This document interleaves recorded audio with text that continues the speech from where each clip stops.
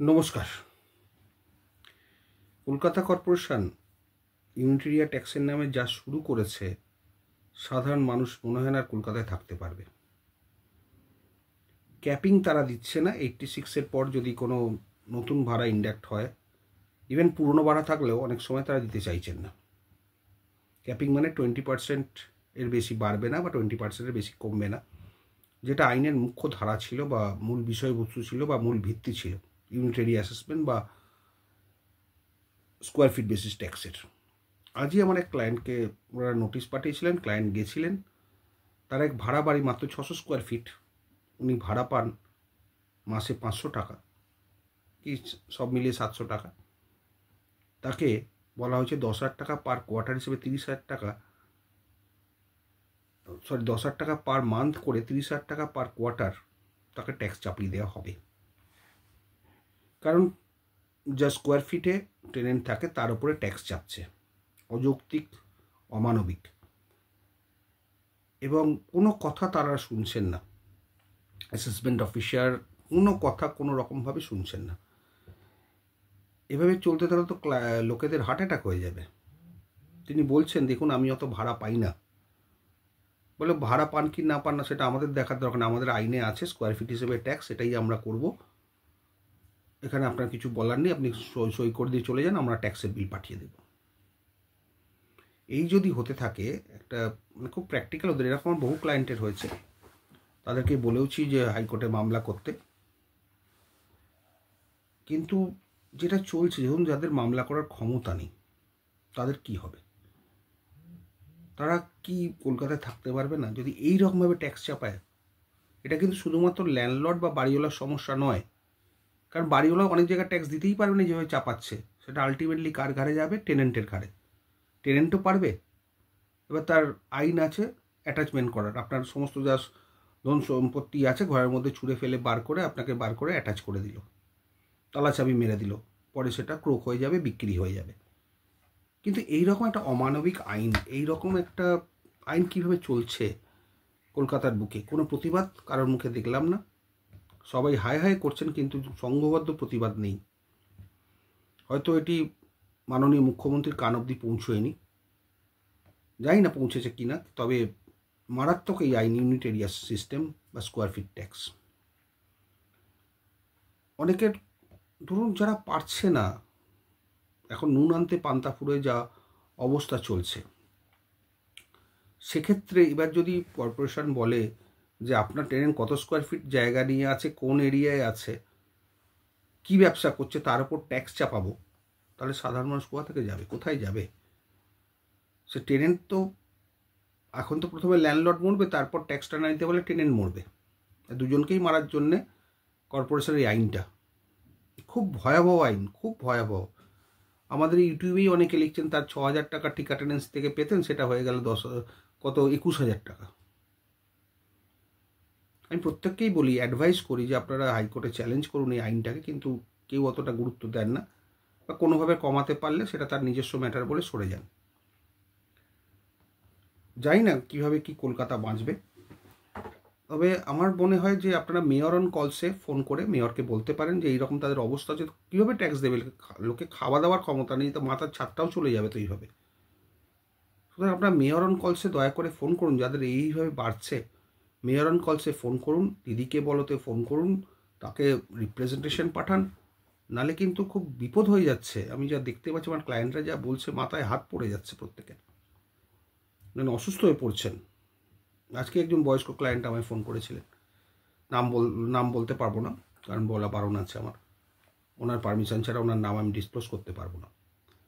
এরকম বহু ক্লায়েন্ট আছেন, ফোন করছেন, মানে খুব কড়া আইন হয়ে গেছে। এই আইনটা কিন্তু এইভাবে হওয়ার বা চালনার কথা ছিল না। ছিল যেগুলো লেখা থাকবে, ঠিক আছে, 20% ক্যাপিং থাকবে, 20%-এর বেশি কমবে না বা বাড়বে না। একদম প্রথম দিক থেকে আমরা এই আন্দোলনের সঙ্গে ছিলাম, আইনটা সম্বন্ধে পুরোপুরি জানি। শোভনবাবু তখন ছিলেন, তাকে ওই সম্বন্ধে বলা হয়েছে, তিনি এটা মেনেও নিয়েছেন, হ্যাঁ ঠিকই আছে। না, আমি তখনও বলেছিলাম যে ওনাদেরকে, দেখুন এটা একটা পরে মিসইউজ হবে, মিসইউজ হলে তার অভিঘাতটা মারাত্মক হবে। সাধারণ মধ্যবিত্তের পক্ষে কলকাতা শহরে থাকা যাবে না। তারপর তো তিনি চলে গেলেন, তাকে সরিয়ে দেওয়া হলো, তিনি তো এখন আর কিছুতে নেই। তবে তিনি এটা মেনে নিয়েছিলেন। কিন্তু এই আইন আপনারাই ভেবে দেখুন যে এটা কি সঙ্গত। আজকে ল্যান্ডলর্ড ভাড়াই পায় না, পুরোনো আমলের ভাড়া, পুরোনো দিনের ভাড়া, হয়তো তার বাড়িটা কোনো পশ এরিয়ায় আছে, সেই ভাড়াতে সেই ল্যান্ডলর্ডের গ্রাসাচ্ছাদন চলে, সামান্য কিছু ট্যাক্স দিয়ে কোনো রকমের চলে। অনেক কাছে পেনশনভোগী তারা ভাড়ার টাকায় চলেন, তারা কোথায় যাবেন যদি এইভাবে ট্যাক্স চাপানো হয়? আজকে টেনেন্টরা বুঝতেই চাইছে না যে এত টাকা কেন ট্যাক্স দেবো, এত কেন হবে। ল্যান্ডলর্ড যখন দিতে পারবে না তখন তো আপনার ঘাড়ে চাপবে। আপনারা নিজেরা মিলেমিশে নিজেরা পাড়াতে ডিসকাস করে এগুলো নিয়ে একটা প্রেস মিট করুন, জানান ঊর্ধ্বতন কর্তৃপক্ষকে। কারণ মামলা মোকদ্দমা যাদের ক্ষমতা নেই তারা পারবেন না, অসম্ভব ব্যাপার। এই মামলার প্রচুর খরচ, ভাইরাস চ্যালেঞ্জ করতে হবে একটার। তারপর দিদিকে বলতে ফোন করুন বা ওনাকে রিপ্রেজেন্টেশন পাঠান, যদি কেউ চেনাশোনা থাকে দেখা করুন। নালে কিন্তু আপনি সামলাতে পারবেন না। এই যে ট্যাক্সের বোঝা যেভাবে বাড়ানো হচ্ছে, যেসব খবরগুলো আসছে আমার কাছে, এটা কিন্তু ভয়াবহ। অনেকেই ফোন করছেন, স্যার কি করব, দাদা কি করব। তো আইনটা চেঞ্জ না হলে তো কারোর কিছু করার নেই। কিভাবে মানুষকে মধ্যবিত্ত, বিশেষ করে মধ্যবিত্ত মানুষের নাবিশ্বাস উঠে যাচ্ছে। ওই জন্য আপনাদের বলি, আপনারা কোনো খবর কাগজের সাংবাদিকের সঙ্গে যোগাযোগ করুন।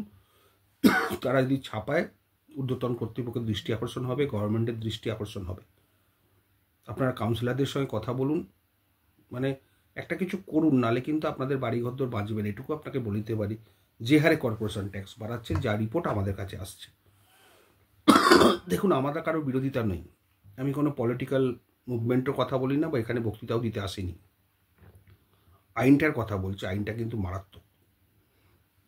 সাধারণ মানুষ এই ট্যাক্স বিয়ার করতে পারবে না।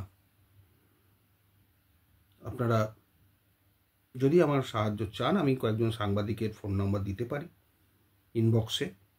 যদি যাদের বেড়ে গেছে অলরেডি তারাও যোগাযোগ করতে পারেন। তিনি বলেওছিলেন আমাকে, কিন্তু আমি নামটা এখানে ডিসক্লোজ করতে পারবো না তার পারমিশন ছাড়া। যদি ইনবক্সে কেউ আসেন, আমি সেই সাংবাদিকের নাম্বারটা দিয়ে দিতে পারবো আপনাদের। আপনারা নিজেরা কথা বলে নিজেদের যেটা বেড়েছে, যেখান থেকে বেড়েছে, যেরকম ব্যবহার পেয়েছেন অ্যাসেসমেন্টের ডিপার্টমেন্ট থেকে, সেগুলো জানাতে পারেন। বা মেল করে মাননীয় মমতা ব্যানার্জিকে জানাতে পারেন, মাননীয় মুখ্যমন্ত্রীকে জানান, মেয়র সাহেবকে জানান। যতটুকু আপনাদের ক্ষমতা আপনারা করুন। অন্তত কিছু না করলে কিন্তু আপনাদের সামনে সিরিয়াসলি খুব বড় বিপদ আসছে, মাথায় ছাদ চলে যাওয়ার অবস্থা। কারণ আইনটা সত্যি পিকুলিয়ার এবং খুব ভয়ঙ্কর। নালে ইমপ্র্যাকটিক্যালটা কোথায়, যে টেনেন্ট ধরুন 500 টাকা ভাড়া দিচ্ছে, সে ধরুন বাই চান্স পুরোনো দিনের টেনেন্ট 1000 স্কোয়ার ফিটে আছে, আপনাকে ট্যাক্স দিতে হবে 1000 স্কোয়ার ফিটের ওপরে, কোন এরিয়া আছে তার ওপরে। 500 টাকা ভাড়াটা কর্পোরেশন দেখছে না, আপনি কি পান না পান আমি দেখব না। উনি টেনেন্ট কি করছে না করছে সেটা আমিও দেখব না। আমি দেখব আমার আইনে যেটা আছে, এত টাকা স্কোয়ার ফিট এত গুণ বাড়বে, সেইটা আমি করে দেবো। আপনি দিতে পারুন না পারুন আপনার ব্যাপার, পরে আপনার সম্পত্তি আমরা ক্রোক করে নেবো, জলের লাইন কেটে দেবো, ইত্যাদি ইত্যাদি। এগুলো কিন্তু সংঘবদ্ধভাবে জানান। যারা কোর্টে যেতে পারবেন কোর্টে যান, কিংবা যারা যেতে পারবেন না তারা কিন্তু এটা নিয়ে সিরিয়াসলি বিচার বিবেচনা করুন, প্রেস কনফারেন্স করুন। মানে সবাই মিলে যদি জানাতে পারেন, ঠিক জায়গায় প্রতিবাদটা পৌঁছতে পারেন, আপনাদের যে গ্রিভান্স সেটা যদি ঠিক মতো জায়গায় পৌঁছয়, আমার মনে হয় আপনাদের সুরাহা হবে। তবে একটা কথা বারবার বলে দিই, এগুলোকে, এই ইস্যুগুলো কিন্তু পলিটিক্যালাইজ করবেন না। এগুলো কোনো রকম পলিটিক্যাল ইস্যু নয়। পলিটিক্যাল ইস্যু করতে গেলে কিন্তু আপনারাও প্রবলেমে পড়ে যাবেন।